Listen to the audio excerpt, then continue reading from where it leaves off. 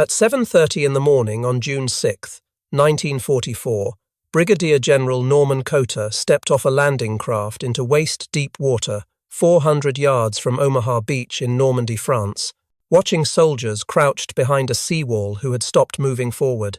The soldiers belonged to the 116th Infantry Regiment, 1st Infantry Division, and the 116th Regiment, 29th Infantry Division. German machine gun fire swept across the beach from concrete bunkers on the bluffs 200 feet above them. Artillery shells exploded in the surf, bodies floated in the water, disabled tanks burned on the sand. The entire invasion was collapsing right in front of Cota's eyes. He was 51 years old, Assistant Division Commander of the 29th Infantry Division, one of the most senior officers to land in the first waves. The Germans had approximately 12,000 soldiers from the 352nd Infantry Division, with nearly 7,000 Infantry Division combat troops defending this 5-mile stretch of beach. They occupied fortified positions on the high ground with interlocking fields of fire covering every approach. American doctrine said the pre-invasion naval and air bombardment would destroy these defenses. The plan called for 40 minutes of naval gunfire and 30 minutes of heavy bomber strikes to neutralize the German positions before the 1st Infantry touched shore at 6:30 in the morning as the bombardment ended. The American planners believed in firepower. They believed that enough shells and bombs could destroy any defensive position. The numbers supported this belief. Thousands of tons of explosives were going to hit a 5-mile stretch of beach. Nothing could survive that. The Germans would be dead or too stunned to fight effectively. The infantry would walk ashore against minimal resistance. The Germans had a different plan. Field Marshal Erwin Rommel had taken command of coastal defences in late 1943. He'd seen what Allied firepower could do in North Africa. He knew the Allies would bombard the beaches before landing. He designed his defences to survive that bombardment. Rommel ordered the construction of massive concrete bunkers with walls 6 feet thick. He positioned them to provide interlocking fields of fire. He built obstacles on the beach, steel barriers and wooden posts topped with mines that would rip open landing craft. He laid thousands of mines in the sand and behind the seawall. He told his officers that the invasion had to be stopped at the waterline. The first 24 hours would decide the war. If the Allies got off the beaches and established a beachhead, German forces would never dislodge them. The Allies had too much material, too many men, too much air power. Once they got ashore in strength, they'd win. So the beach was everything. The beach was where Germany would win or lose. Every defensive position was designed with that in mind. Kill them on the beach. Stop them in the water. Don't let them get inland. But the bombardment had failed. The Navy fired from too far offshore, between 5,000 and 6,000 yards out to avoid German coastal artillery. Most shells overshot their targets and exploded inland. 2 battleships, 3 cruisers, and 13 destroyers had pounded the beach for 40 minutes. They fired thousands of rounds. The noise was deafening. The flashes lit up the pre-dawn darkness. From offshore, it looked like the entire coast was being obliterated. But the Germans in their concrete bunkers barely felt it. The shells were landing behind them, in the fields and villages inland. The fortifications on the bluffs remained untouched. The air bombardment was equally ineffective. The bombers, flying through heavy cloud cover at high altitude, released their bombs late to avoid hitting the approaching landing craft. 448 B-24 Liberators from the 8th Air Force dropped 13,000 bombs in a 30-minute window. Nearly all landed 1 to 3 miles inland. They killed cows. They cratered empty fields. They destroyed abandoned buildings. They didn't touch a single German bunker on the beach. The bombardiers couldn't see their targets through the clouds. They relied on instruments and timing, but the timing was off. Every bomb aimer added a few extra seconds before release, just to be safe, just to make sure they didn't hit American troops. Those few seconds meant the bombs fell inland. The safety margin that was supposed to protect the infantry doomed them instead. When the first wave of infantry hit Omaha at 6:30, they ran straight into intact German defenses. Company A of the 116th Regiment landed directly in front of a fortified strongpoint at Dog Green sector. The ramp dropped. German machine guns opened fire immediately. 32 men were killed before they left their landing craft. They died in the boat or in the water trying to get out. The ones who made it to the water were loaded down with 60 pounds of equipment. Some drowned in water over their heads. Others were hit by machine gun fire as they struggled toward shore. The company had landed in the worst possible location. A German strongpoint, designated WN-71, sat on the bluff directly overlooking their landing site. The bunker housed 3 machine guns and had perfect fields of fire covering the entire sector. The Germans couldn't miss. They just aimed at the waterline and pulled the triggers. Company A suffered 65% casualties in the first 10 minutes. Within 30 minutes, 96% of the company was dead, wounded, or combat ineffective. Out of over 200 men, fewer than 20 made it across the beach uninjured and combat ready. The company had effectively ceased to exist as a fighting unit before most of them even reached the sand. Soldiers who made it to the beach found themselves pinned down behind a low seawall with barbed wire blocking their path forward. Without Bangalore torpedoes or wire cutters, they couldn't advance. Without leadership, they wouldn't move. The plan was dying. Soldiers were dying. And Norman Cota was watching it happen from 200 yards offshore. The problem wasn't that American soldiers didn't know what to do. They knew. Every briefing emphasized it. Get off the beach, move inland, find cover, attack the strong points. The training had been exhaustive. The 1st Infantry Division had fought in North Africa and Sicily. They were veterans. The 29th Division had trained in England for 2 years. They knew their jobs, but knowing what to do and being able to do it are different things. On Omaha Beach that morning, everything that could go wrong did.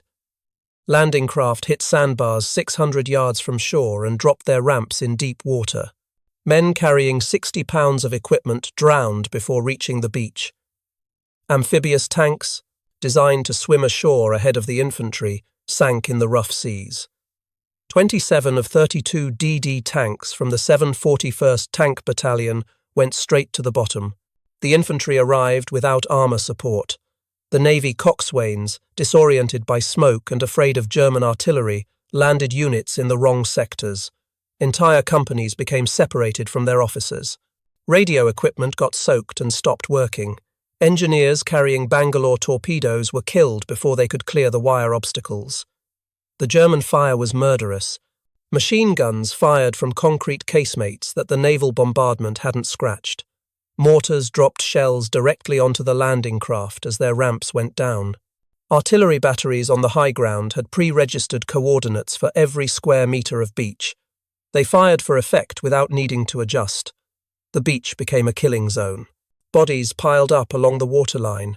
Wounded men drowned as the tide came in. Equipment littered the sand. Burning vehicles blocked the exits. The noise was overwhelming. Explosions, gunfire, men screaming, the smell of cordite, burning fuel, and death. Every sense told the soldiers the same thing. They were going to die here. So they stopped. They found whatever cover they could. They pressed themselves into the sand behind the seawall and the shingle, and they stayed there because moving meant death. The official plan didn't account for this. The plan assumed the bombardment would work. The plan assumed the tanks would land on time. The plan assumed the engineers would clear the obstacles. The plan assumed leadership would remain intact. The plan assumed soldiers would follow doctrine even when everything fell apart. The plan was a fantasy. By 7 in the morning, 1,600 American soldiers were pinned down on Omaha Beach. None had advanced more than 200 yards inland. The beachhead was 400 yards deep at its deepest point. It should have been 2 miles deep by now. Division headquarters offshore couldn't get accurate reports. Radio communications were failing. Officers were dead or separated from their units. Nobody knew what was happening. Some commanders considered calling off the entire landing. The situation looked hopeless. That's when Norman Cota arrived. Within the first hour of the landing, Cota witnessed the systematic destruction of American units all around him. Bodies floated in the surf. Wounded men called for medics who couldn't reach them. Equipment was scattered everywhere. Rifles, helmets, packs, ammunition boxes, all abandoned as men fought just to get to cover. An unnamed lieutenant he didn't know was trying to organize a squad behind the seawall when a mortar round landed directly on his position. 4 men died instantly. 3 others were wounded badly enough that they'd die within the hour if they didn't get medical attention. Medical attention wasn't coming. The aid stations were overwhelmed. Medics were being shot wearing their Red Cross armbands. The Germans either didn't care about the Geneva Convention or figured the Red Crosses made good targets. Major Charles Tegtmeier, the regimental surgeon for the 16th Infantry, wrote in his after-action report that the Geneva Convention was a failure. The white brassards drew fire. Company aidmen were being shot intentionally. He watched medics get hit while treating wounded men. The Germans seemed to target them specifically. The beach was divided into sectors with code names: Dog Green, Dog White, Dog Red, Easy Green, Easy Red, Fox Green, Fox Red. Each sector had specific units assigned to land there, but the plan had broken down immediately. Landing craft commanders, blinded by smoke and disoriented by the chaos, put men ashore wherever they could. Units were scattered across the wrong sectors. Officers couldn't find their companies. Companies couldn't find their platoons. The chain of command had disintegrated in the first 10 minutes. Engineers from the 299 Engineer Combat Battalion were trying to emplace a Bangalore torpedo under a section of barbed wire near the Veerville Draw. The Bangalore was 50 feet long, packed with 85 pounds of TNT, assembled by hand under fire. The engineers got the torpedo in position and were connecting the detonator when German machine gun fire killed 2 of them instantly. The 3rd engineer tried to complete the detonation. He was hit before he could set the charge. The Bangalore lay there, useless, while men behind the wire stayed pinned down. Cota watched this happen from 40 yards away. He saw the problem immediately. Without Bangalore torpedoes, there was no way through the wire. Without a way through the wire, there was no way off the beach.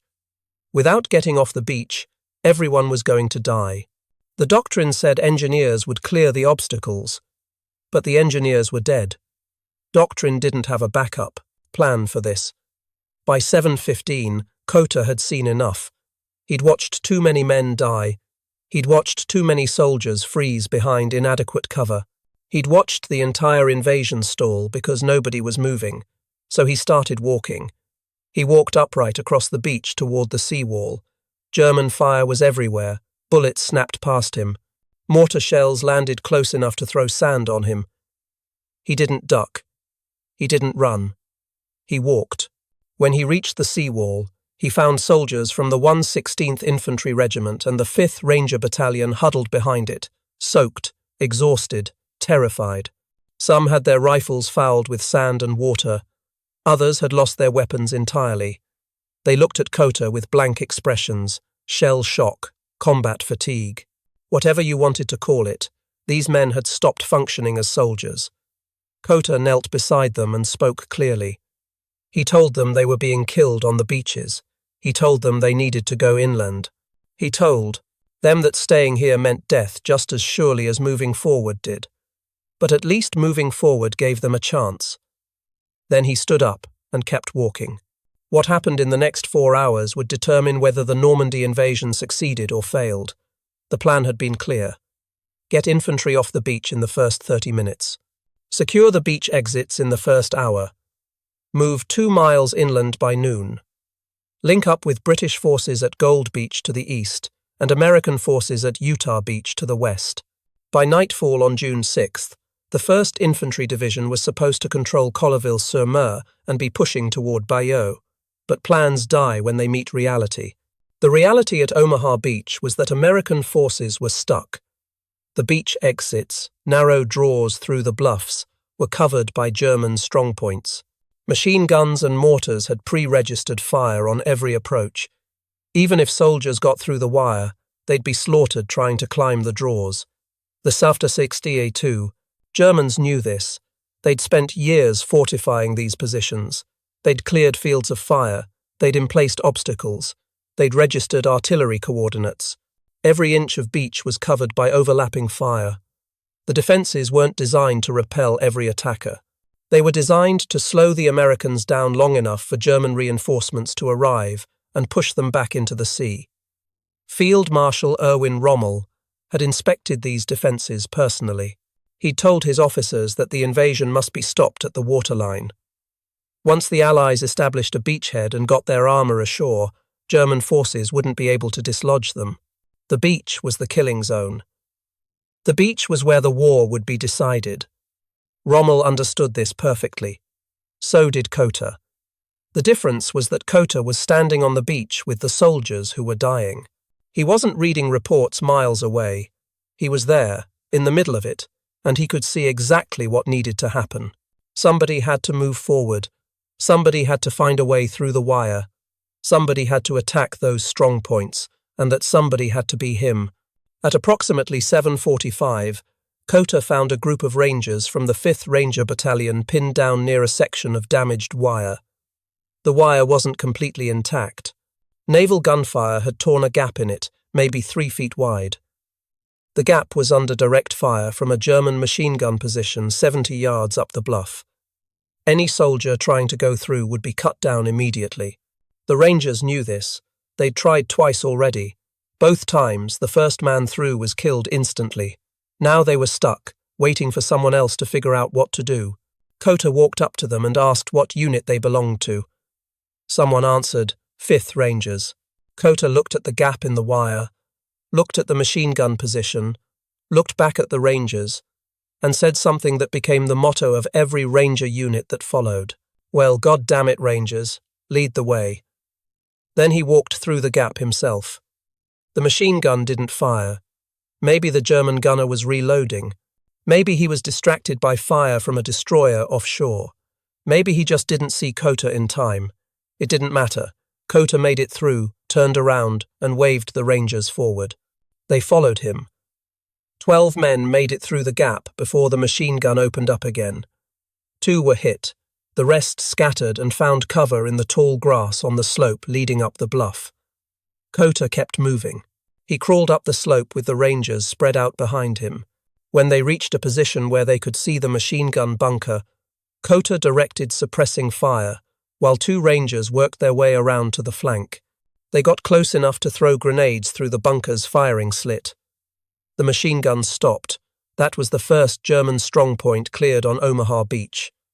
The time was 8:04 in the morning, 1 hour. And 34 minutes after the first wave landed, Cota's action did something the naval bombardment and the airstrikes hadn't done.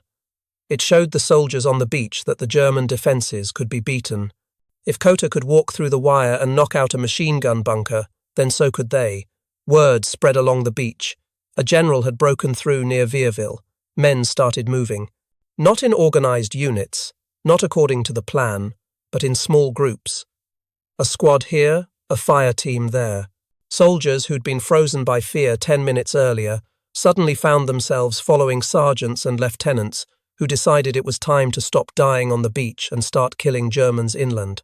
By 8:30, Bangalore torpedoes were being emplaced successfully. Engineers who'd survived the initial landings started clearing wire obstacles. They worked under covering fire from riflemen who'd organised themselves into ad hoc fire teams. The engineers would slide a Bangalore torpedo under the wire, connect the sections, arm the detonator, shout a warning, and detonate the charge. The explosion would blow a gap 4 meters wide. Infantry would pour through before the Germans could react. Then the process would repeat 50 yards further up the beach. It wasn't pretty. It wasn't according to plan. But it worked. Cota didn't stop with one bunker. He kept moving up and down the beach for the next 3 hours. He'd find a unit that was stuck, assess the problem, and either solve it himself or direct someone else to solve it. His presence alone changed the dynamic. Soldiers saw a general walking upright under fire and realized that if he could do it, maybe they could too. At one point, he came across soldiers pinned down by a German sniper in a church steeple in Vierville. The sniper had a clear view of the beach exit and was picking off anyone who tried to advance. Men were dying one by one as they attempted to move up the draw. Cota found a soldier with a bazooka, pointed at the steeple, and told him to shoot it. The soldier looked at him like he was crazy. "Shoot a church?" Cota repeated the order. The soldier fired 3 rounds. The first 2 missed. The third one hit the steeple. The sniper stopped firing. The draw was open. Near the Les Moulins draw, Cota encountered Company C of the 116th Infantry Regiment huddled behind the seawall. They'd been there for 90 minutes. Their company commander was dead. Their executive officer was wounded. Nobody was giving orders. The men just sat there, waiting for someone to tell them what to do. Cota organized them into 2 groups, designated one sergeant as acting commander, and personally led them through a gap in the wire that engineers had just blown open. He didn't ask them to follow. He didn't give them a choice. He just started walking, and they went with him because the alternative was sitting on the beach waiting to die. When they reached the base of the bluff, he pointed toward a German machine gun position and told them to take it out. They did, not because they suddenly became brave, but because Cota had shown them it was possible. The German positions could be taken.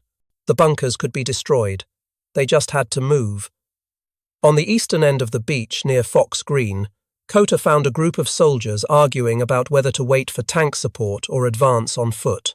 The tanks that hadn't sunk were still down on the beach, trying to find routes through the obstacles.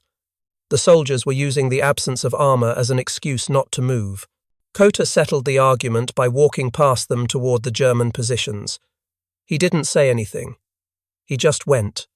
The soldiers followed. They didn't have a choice. A general was walking into enemy fire. If they didn't follow him, they'd look like cowards. So they went. Cota led them up the bluff to a German trench line. The Germans saw them coming and opened fire. The Americans went to ground, found cover, and started shooting back. They cleared the trench with grenades and rifle fire. It took 20 minutes. 3 Americans died, but the trench was theirs, and the Germans fell back to the next line of defense. The technique Cota used wasn't revolutionary. It wasn't some brilliant tactical innovation. He simply led from the front. He showed the soldiers what needed to be done by doing it himself. Where other officers shouted orders from behind cover, Cota walked upright under fire. Where other officers waited for supporting units to arrive, Cota attacked with whoever was nearby. Where other officers tried to reorganize their units according to the plan, Cota grabbed whatever soldiers he could find and used them. The effect was immediate and profound. Soldiers who'd been paralyzed by fear started moving when they saw a 51-year-old general walking through machine gun fire like he was inspecting a parade ground. It wasn't rational. It wasn't doctrine. It was pure leadership by example. Junior officers who'd lost their commanders started making decisions instead of waiting for orders. If a general could make decisions under fire without perfect information, then so could they. They stopped waiting for the situation to match the plan and started dealing with the situation as it actually was. Sergeants who'd been trying to keep their men alive by keeping them behind cover started thinking about how to attack. They realized that staying put was just as dangerous as moving forward. Maybe more dangerous. At least movement gave them a chance to do something about the machine guns that were killing them. The psychology of the beach changed. For 2 hours, the psychological momentum had been all German. They were dug in. They had good fields of fire. They were killing Americans by the hundreds. Every man who tried to advance was cut down. Every attack was stopped. The Germans were winning, and everyone knew it. The Americans were disorganized, leaderless, and dying. They had no momentum. They had no hope. They were just trying to survive the next 5 minutes. The idea of actually getting off the beach and attacking the German positions seemed impossible. But Cota's presence changed the equation. He didn't just organize attacks. He changed what soldiers believed was possible. He showed them that the Germans could be beaten, not by brilliant tactics or overwhelming firepower, but by simple determination, by refusing to accept that the situation was hopeless, by walking forward and trusting others to follow. By 9 in the morning, small groups of American infantry were fighting their way up the bluffs all along Omaha Beach. They weren't moving according to the plan. The plan had died at 6:30 when the first wave landed. But they were moving, and that's what mattered. The breakthrough wasn't coordinated. There was no central command directing the assault. Radio communications were still failing. Officers still couldn't talk to each other. Units were still scattered and disorganized. But individual squads and platoons were making their own decisions. A sergeant would see a gap in the wire and lead his men through it. A lieutenant would spot a German position and organize an attack with whoever was nearby. Engineers would blow a path through the obstacles, and infantry would pour through before the Germans could react. The Germans had prepared for a coordinated assault. They'd planned their defences to stop organised attacks by battalion or regiment-sized units. They'd registered their artillery on likely approach routes. They'd positioned their machine guns to create killing zones that would stop any frontal assault. But the Americans weren't attacking frontally anymore. They weren't moving in organised units. They were infiltrating. Small groups finding weak points, exploiting gaps, getting behind the German strongpoints, and attacking them from unexpected directions. The German defenders found themselves taking fire from positions they thought were secure. Machine gun bunkers that had dominated the beach suddenly had American infantry throwing grenades through their rear access doors. Artillery observers who'd been directing fire onto the beach found themselves fighting off infantry attacks on their observation posts. By 9:30, the German defensive line wasn't a line anymore. It was a series of isolated strongpoints surrounded by Americans who were bypassing them and pushing inland. Some strongpoints continued fighting, others surrendered. Others were simply abandoned as their defenders realized they were cut off and ran for the rear. The Germans began noticing the change by mid-morning. At regimental headquarters, Colonel Ernst Goth, commanding the 916 Grenadier Regiment of the 352nd Infantry Division, received reports from all along the beach defences. American troops were pushing inland despite heavy casualties. His strongpoints near Vierville and Colville were under coordinated assault. Goth's headquarters was at Treviers, several miles inland from the beach. He couldn't see what was happening, but he could hear it. The radio reports painted a picture of American forces that were supposed to be pinned down on the beach, suddenly attacking with ferocity his men hadn't expected. The 352nd Division's defensive plan had been based on keeping the Americans pinned on the beach until German armoured reserves could arrive and counterattack. The panzers were supposed to roll down to the coast, push the invaders back into the sea, and end the invasion in a single day. That's what Rommel had promised. That's what the plan called for. But the armour wasn't coming. Allied air superiority meant German reinforcements couldn't move during daylight without being destroyed. Fighter bombers patrolled every road. Any German column that tried to advance toward the coast was spotted from the air and attacked. The troops at Omaha were on their own. Goth ordered his company commanders to hold their positions. He told them reinforcements would arrive by nightfall. They just needed to keep the Americans contained for another 10 hours. Just hold until dark. Then the panzers would come. Then they'd counterattack. Then they'd push the Americans back. But his company commanders were already reporting ammunition shortages. The naval bombardment hadn't destroyed the bunkers, but it had disrupted supply lines. Roads were cratered. Communication lines were cut. Supply trucks couldn't get through. German soldiers were down to a few hundred rounds per machine gun. Mortar teams were rationing shells, artillery batteries were running low, and the Americans just kept coming. The German defenders had done everything right. They'd built strong fortifications. They'd prepared their fields of fire. They'd trained for this moment. They'd killed hundreds of Americans in the first hour. By every tactical measure, they were winning, but they were still losing because the Americans refused to quit. At 10:20, one of Goth's strongpoints was overrun. American infantry from the 5th Ranger Battalion attacked from 3 directions simultaneously.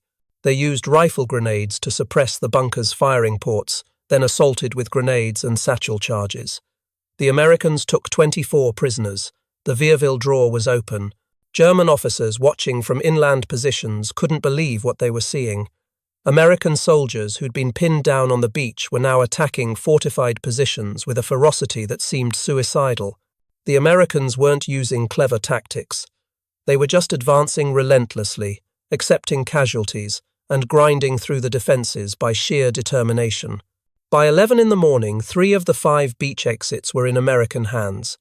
Infantry from the 1st Infantry Division and 29th Infantry Division were moving inland toward Colville-sur-Mer and Vierville. The tide of the 1st. Beachhead was no longer at risk of collapsing. The invasion would succeed. German commanders recognized this. At 11:30, General Dietrich Kreis, commanding the 352nd Infantry Division, reported to General Marks at 84th Corps headquarters that his forces could no longer contain the American penetration. He requested permission to withdraw to prepared defensive positions 3 kilometers inland. Permission was denied. Hitler had personally ordered that every meter of French soil be defended. Retreat was forbidden. So Kreis's soldiers stayed in their positions and died as American infantry cleared them one by one. The psychological effect on German troops was severe. For 2 years, they'd been told the Atlantic Wall was impregnable. They'd spent months building fortifications. They'd trained for the invasion. They knew their fields of fire. They had good defensive positions. And it hadn't mattered. The Americans had landed anyway, despite horrific casualties, despite the advantages of terrain and fortification, despite everything the Germans threw at them, the Americans had broken through. German soldiers began surrendering in larger numbers after noon. At 1:30 in the afternoon, an entire platoon from the 726 Grenadier Regiment surrendered to a single American sergeant near Colville. They'd run out of ammunition and saw no point in dying for positions that were already being bypassed. By mid-afternoon, German resistance at Omaha Beach had collapsed. Small pockets continued fighting, but the defensive line was broken. American forces controlled the bluffs and were pushing inland. Supply ships were beginning to unload on the beach. Reinforcements were coming ashore. The battle for Omaha was over. The battle for Normandy was just beginning. But the victory came at a terrible cost. The 1st Infantry Division suffered 1,164 casualties on June 6, including 186 killed. The 29th Division lost 743 men, with 328 killed. Attached Ranger units lost 135. Engineers, naval personnel, and attached units pushed the total American casualties at Omaha to approximately 2,400, with roughly 700 killed. The 116th Infantry Regiment, which led the first wave, lost 971 men killed, missing, or wounded. 27% of their strength. Gone in one day. Some companies were virtually destroyed. Officers and sergeants who'd trained together for months died together in minutes. The town of Bedford, Virginia, sent 46 men to war as part of Company A of the 116th Regiment. 19 of them died on June 6th. 3 more died later in the campaign. Bedford suffered the highest per capita D-Day loss of any American community. The entire town mourned. Nearly every family had lost someone. Captain Emerald Ralston's medical company tried to land at 8:30. Their landing craft was hit by artillery fire. The boat caught fire. 20 medics jumped into the water. Most drowned, pulled under by their equipment. Ralston made it ashore with 12 survivors out of 90 men. 80% casualties before they even touched the beach. They had no medical supplies. Everything went down with the landing craft. So they worked as litter bearers all day, carrying wounded up and down the bluffs under sniper fire. They used whatever they could find. Bandages from dead medics, morphine from casualty clearing stations. They saved lives with their bare hands and whatever scraps of equipment they could scavenge. Staff Sergeant Arnold Lambert established a battalion aid station on Fox Green Beach behind a concrete obstacle. The concrete slab, barely 3 feet high, was the only cover available. Lambert worked there for 14 hours straight, treating over 300 wounded men. He worked without proper supplies, without proper shelter, under constant fire. Wounded men were brought to him faster than he could treat them. He did triage on the beach. Save who you can, Make the others comfortable. Move on to the next one. Lambert was awarded the Bronze Star. He survived the war and lived to be 100 years old. He died in 2021, one of the last surviving D-Day medics. He never talked much about that day. When people asked him how he did it, how he kept going for 14 hours straight while men died around him, he'd say he just did his job. That's all. Just his job. The names of the men who died are carved on memorials at the Normandy American Cemetery. 27 Pennsylvania members of the 1st Infantry Division are buried there. 3 were from Northampton County: Private Leonard Groger, Private Franklin Sullivan, Private John Svetech, all killed on June 6th. Groger was a machinist from Bethlehem. Sullivan was from Easton. Svetech was 19 years old. Their families received telegrams. The War Department regrets to inform you that your son was killed in action on June 6, 1944, in France. The telegrams didn't explain that the plan had failed. They didn't mention that the bombardment missed its targets. They didn't say that the soldiers had been left to die on a beach until a general walked through machine gun fire and shamed them into advancing. The telegrams just said killed in action, and the families mourned. Norman Cota survived D-Day. He continued leading from the front throughout the Normandy campaign. He didn't change his style. He still walked around under fire. He still personally led attacks when his subordinates hesitated. His soldiers knew that if Cota was there, they had to perform. You couldn't hide behind excuses when the general was standing right next to you taking the same fire. On July 18, 1944, he was wounded by shrapnel during the battle for St. Lo. The injury wasn't severe enough to evacuate him. Shrapnel tore into his leg and arm. Medics patched him up at a field hospital. He returned to duty within days, still limping but refusing to stay in the rear.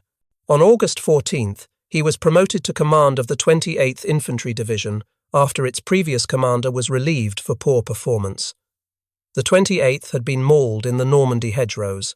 Their casualties were high. Their morale was low. They needed a commander who could restore their fighting spirit. Cota did exactly that. He led the 28th Division through the liberation of Paris into Belgium and across the German border. His division was one of the first Allied units to enter Germany. They fought through the Siegfried Line. They took German towns and villages one at a time. The 28th Division became known as a hard-fighting unit under Cota's leadership. In December 1944, the 28th Division was hit hard during the Battle of the Bulge.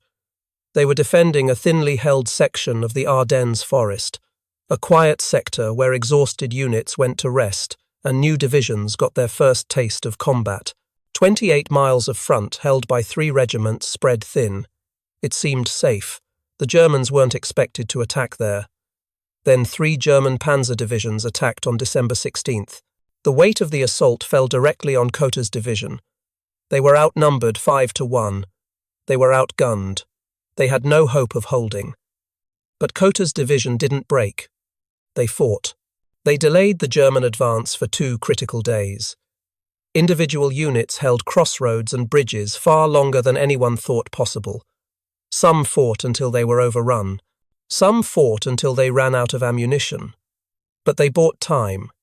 That delay, those 2 days, allowed American reinforcements to arrive and establish defensive positions at Bastogne and St. Vith. The German offensive was stopped.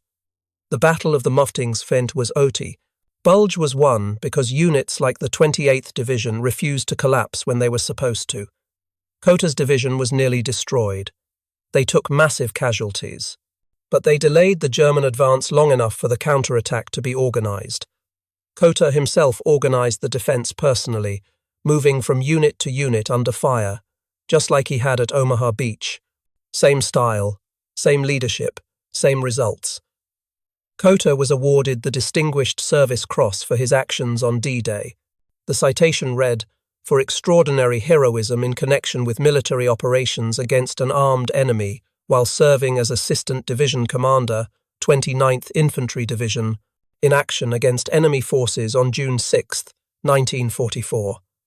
General Cota landed on the beach shortly after the first assault wave of troops had landed. At this time, the beach was under heavy enemy rifle, machine gun, mortar, and artillery fire. Numerous casualties had been suffered, the attack was arrested, and disorganization was in process. With complete disregard for his own safety, General Cota moved up and down the fire, swept beach reorganizing units and coordinating their action. Under his leadership, a vigorous attack was launched that successfully overran the enemy positions and cleared the beaches. Brigadier General Cota's superb leadership, personal bravery and zealous devotion to duty exemplify the highest traditions of the military forces of the United States and reflect great credit upon himself, the 29th Infantry Division, and the United States Army. The citation doesn't mention that he walked through machine gun fire. It doesn't say that he personally led the first successful assault off the beach. It doesn't explain that he spent 4 hours moving from unit to unit, organizing attacks, directing fire, and showing soldiers by example that the German defenses could be broken. But the soldiers who were there knew. After the war, there was a campaign to award Cota the Medal of Honor. Many officers and enlisted men who served under him at Omaha wrote letters supporting the upgrade. They argued that his actions on June 6th had saved the invasion and deserved the nation's highest award. The campaign failed. The Distinguished Service Cross was never upgraded. The official explanation was that the Medal of Honor required witnessed acts of heroism against armed enemy forces that went beyond the call of duty. Cota's actions, while heroic, were considered within the scope of his responsibilities as a general officer. Norman Cota retired from the Army in 1946 as a Major General. He returned to the United States, settled in Kansas, and lived quietly. He married Alice Weeks McCutcheon in October 1970. He died on October 4, 1971, at age 78. He was buried at West Point, where he'd graduated in April 1917. His tombstone is simple. It lists his name, rank, and dates of service. It doesn't mention Omaha Beach. It doesn't say that he personally led the breakthrough that saved the D-Day invasion. It doesn't explain that thousands of soldiers followed him up those bluffs because he showed them it could be done. The official Army histories barely mention him. Stephen Ambrose wrote about him in D-Day, June 6, 1944. Gordon Harrison mentioned him briefly in Cross-Channel Attack, the official Army history. Joseph Balkowski featured him prominently in Beyond the Beachhead, a history of the 29th Division. But most Americans have never heard of Norman Cota. In 2023, soldiers from the 1st Infantry Division returned to Omaha Beach for the 79th anniversary of D-Day. They stood at the memorial overlooking the beach. They looked down at the sand where their predecessors had died. One sergeant, First Sergeant Michael Brockman, said, "The 1st Infantry Division is the most historic unit we have. It all gets put into perspective when you come out and see the things they've seen and touched the places they've touched. The 1st Infantry Division fought in North Africa, Sicily, Normandy, the Ardennes, and across Germany. They liberated cities. They defeated German divisions. They suffered 20,659 casualties during the war, more than any other American division in Europe. They paid for victory in blood. But Omaha Beach was the moment when the war's outcome hung in the balance, not the entire war, but the invasion itself. If the Americans had been pushed back into the sea at Omaha, the entire operation would have been compromised. The British and Canadian beaches to the east, Gold, Juno, and Sword, had achieved their objectives with lighter casualties. They'd gotten off the beaches. They'd moved inland. But they were isolated. Utah Beach to the west was also successful, but it was too far away to link up quickly.